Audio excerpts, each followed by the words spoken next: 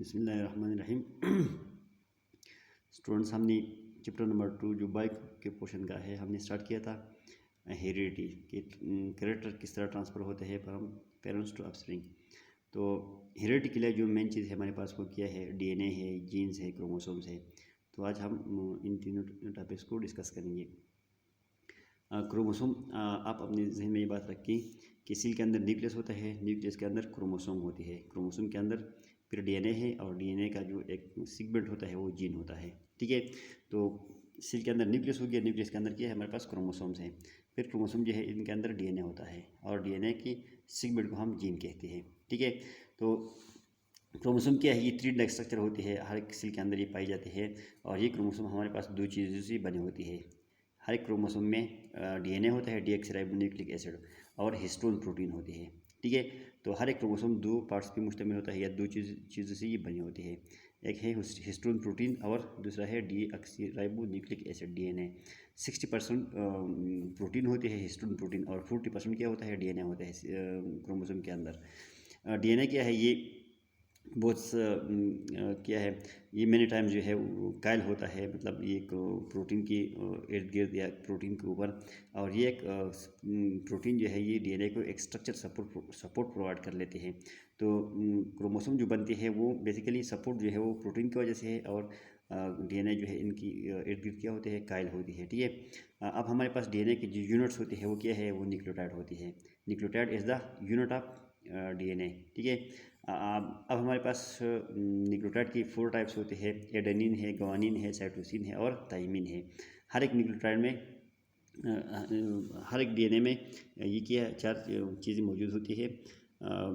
अब यहाँ पे आप देख सकते हैं कि इन्होंने तो डिटेल में डिस्कस नहीं किया हुआ है, लेकिन अब ये देख सकते हैं कि एक ही पेंटोज शुगर होता है, दूसरा है फास्फेट, और तीसरा जो है हमारे पास वो है नाइट्रोजनस बेस होता है। ये बेसिकली नाइट्रोजनस बेस है जो हम यहाँ पे जो 4 टाइप्स लिखी गई है कि एडेनिन है, ग्वानिन है, साइटोसिन है और थाइमिन है।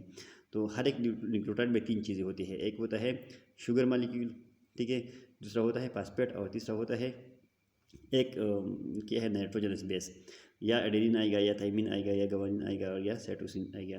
तो जब भी एक शुगर मॉलिक्यूल, एक फास्फेट ग्रुप और एक क्या है, नाइट्रोजनस बेस कंबाइन होता है, फॉर एग्जांपल इसी केस में इन्होंने सबसे पहले लिखा हुआ है एडेनिन, तो ये एक न्यूक्लियोटाइड बन गया। ठीक है, इस तरह यहाँ पे थाइमिन लिखा गया है, लेकिन थाइमिन के साथ ये 2 चीज़ें भी होती है, शुगर, पेंटोज शुगर होता है और इसके साथ साथ फास्फेट ग्रुप होता है। ठीक है, तो और साथ में थाइमिन होता है, तो ये दूसरा न्यूक्लियोटाइड हो गया।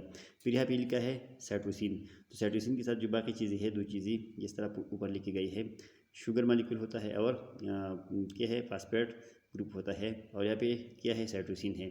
तो ये तीसरा न्यूक्लियोटाइड हो गया है। यहाँ पे ग्वानिन लिखा गया है, तो ग्वानिन के साथ ये 2 चीज़ भी मौजूद होती है। यहाँ पे क्या है, हमारे पास एक होता है शुगर मॉलिक्यूल और दूसरा है फास्फेट ग्रुप, और तीसरा जो है ये ग्वानिन यहाँ पे लिखा गया है। तो ये हमारे पास 4 न्यूक्लियोटाइड है, ये थाइमिन, एडेनिन, साइटोसिन और ग्वानिन। लेकिन हर एक क्या है, ये 4 नाइट्रोजनस बेसेस है, लेकिन हर एक नाइट्रोजनस बेस के साथ ये 2 चीज़ें मौजूद होती है।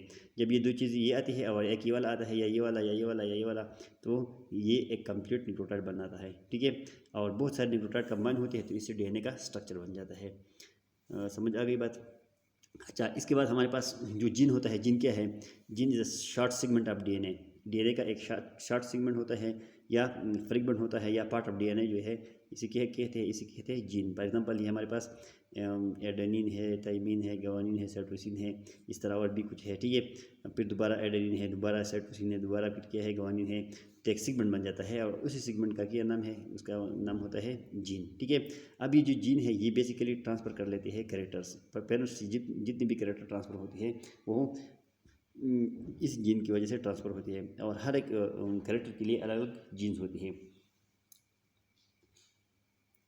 ठीक है, अच्छा, फॉर एग्जांपल हमारी बॉडी की जितनी भी कैरेक्टर होती है, आई कलर है, स्किन कलर है, बॉडी का जो हाइट है, ठीक है, इंटेलिजेंस है, तो हर एक कैरेक्टर के लिए जीन्स होती है, और वो कैरेक्टर जो है वो उसी जीन की वजह से ट्रांसफ़र होता है।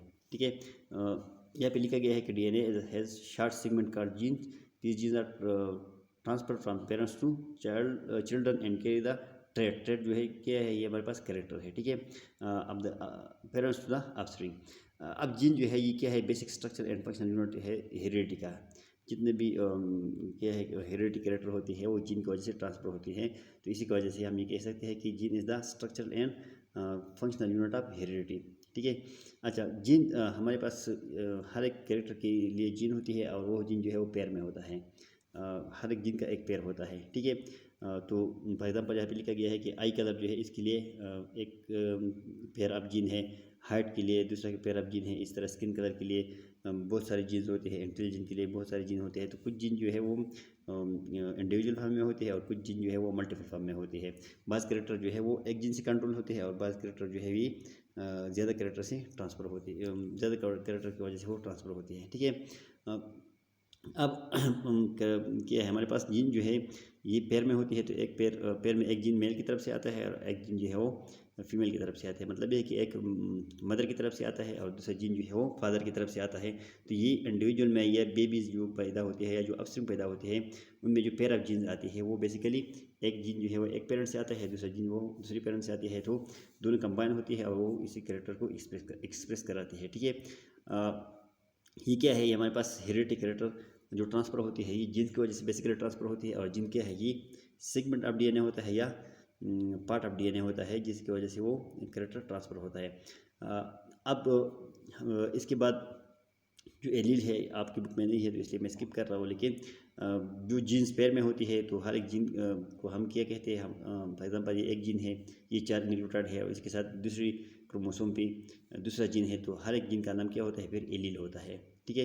तो आप यहाँ पे डीएनए के अंदर आप देख सकते हैं कि हमारे पास ये 4 न्यूक्लियोटाइड हैं।